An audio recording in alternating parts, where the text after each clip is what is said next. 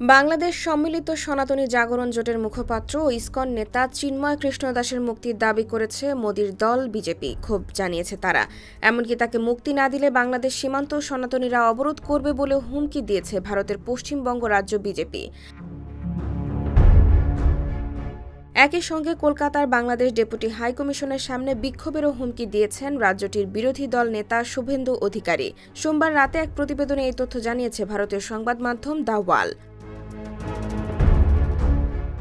সোমবার বিকেল 4:30টার দিকে বাংলাদেশ সনাতন জাগরণ মঞ্চের মুখপাত্র ও চট্টগ্রামের পুণ্ডরিক ধামের অধ্যক্ষ চিন্ময় কৃষ্ণ দাস ব্রহ্মচারীকে রাজধানীর বিমানবন্দর এলাকা থেকে হেফাজতে নেয় ঢাকা মহানগর গোয়েন্দা পুলিশ। পরে তাকে গ্রেফতার দেখানো হয়। পরে ইসকনের নেতা চিন্ময় কৃষ্ণ দাসের গ্রেফতার নিয়ে উদ্বেগ প্রকাশ করে সোমবার রাতে বিজেপি নেতা শুভেন্দু অধিকারী সাংবাদিকদের কাছে দাবি করেন, বাংলাদেশের অন্তর্বর্তী সরকার হিন্দুদের ওপর অত্যাচার করছে। এমনকি বাংলাদেশে হিন্দুদের অস্তিত্ব রক্ষার নেতা চিন্ময় কৃষ্ণ প্রভুকে ইউনূস সরকার গ্রেফতার করেছে। শুভেন্দু আরও বলেন, সোমবার রাতের মধ্যে চিন্ময় কৃষ্ণ প্রভুকে মুক্তি না দিলে আগামীকাল থেকে সীমান্তে সনাতনীরা অবরোধ করবে।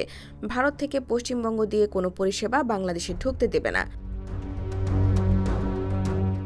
শুভেন্দুর কথায়, বাংলাদেশের হিন্দুদের ওপর যেভাবে দমনপীড়ন শুরু হয়েছে তাতে আমরা চিন্তিত, ব্যথিত। এই জিনিস আর বরদাস্ত করা হবে না। বাংলাদেশ সনাতন জাগরণ মঞ্চ গত 25 অক্টোবর চট্টগ্রাম সমাবেশ করে। চিন্ময় কৃষ্ণ দাস এই মঞ্চেরও মুখপাত্র। ওই সমাবেশের পরপরই চিন্ময় কৃষ্ণ দাসের বিরুদ্ধে জাতীয় পতাকা অবমাননার অভিযোগ ওঠে। এরপর গত 30 অক্টোবর চিন্ময় দাস সহ 19 জনের বিরুদ্ধে মামলা দায়ের করা হয়েছিল নগরীর কোতোয়ালি থানার। সেই মামলা দায়ের করেন ফিরোজ খান নামে এক ব্যক্তি।